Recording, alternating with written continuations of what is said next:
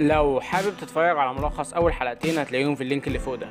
البت نويا دخلت تعمل العملية وهي هتموت من القلق والخوف، وحنان فضلت مستنياها بره لحد ما حست ان في حاجة غريبة بتحصل. فسألت الممرضة سهام قالت لها في ايه، بس سهام قالت لها مفيش حاجة، ادعي لها بس وكل حاجة هتبقى سليمة ان شاء الله. بس حنان ما صدقتش ان مفيش حاجة، ودخلت عليهم اوضة العمليات. لقيت البت نويا قطع النفس وفي دم كتير قوي نازل منها، وقعدت حنان تقول لهم عملتوا ايه في البت وتزعق ومش عارف ايه، لحد ما الدكتور خالد قال لي سهام طلعيها بره ولازم نويا تتنقل حالا للمستشفى. وفعلا نقلها المستشفى اللي هو شغال فيها، ومدير المستشفى وافق انه ينقذ حياة البنت دي عشان هي ملهاش اي ذنب، بس في نفس الوقت هو هياخد الاجراء القانوني بعد ما العملية تتم بنجاح. وكان عشان يعملوا العملية دي لازم تتبنج بنج كلي، فكلموا دكتور حسام اللي لسه واخد علقة موت، بس ما كانش فيه قدامه حل تاني غير انه يروح.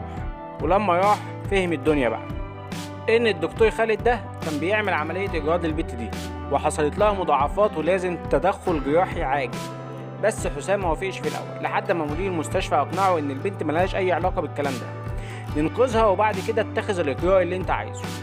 وفعلا عملوا للبنت العملية والعملية تمت بنجاح. فراح خالد لمدير المستشفى وقال له اشكرك انك ساعدتني يا دكتور، واتمنى انك ما تاخدش اي اجراء ضدي الا لما اجي لحضرتك بكره كده ونتكلم على رواقه.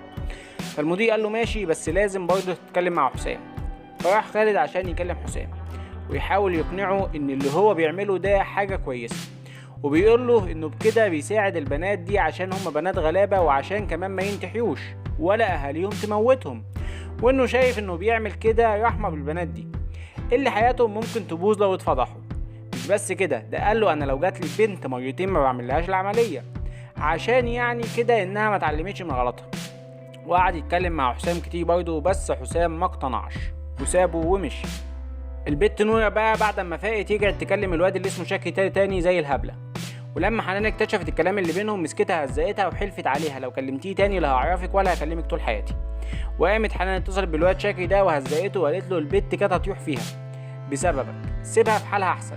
وقعدت تديله من المناء خيار وهزقته وقفت في وش السكه، بس شاكي استحلف لها وما سابهاش في حالها، وقام فضحها في وسط المنطقه، وكتب على الحيطه كل اللي محتاجه مع حنان ب 400 جنيه في الساعه، وكتب رقم تليفونها كمان. وسيرتها بقت على كل الناس، والناس كلها في الشارع بقوا يبصوا لها بقرف، وكان في جوز شباب عايزين يتهجموا عليهم كمان في عز الظهر، لحد اما جت ميفت صاحبه الكوافير اللي حنان ونويا شغالين فيه، وهي اللي دفعت عنهم وقالت ان اللي كتب الحاجه دي واحد من حنان، وحنان اشرف بنت في المنطقه كلها، والكلام مفيش اسهل منه.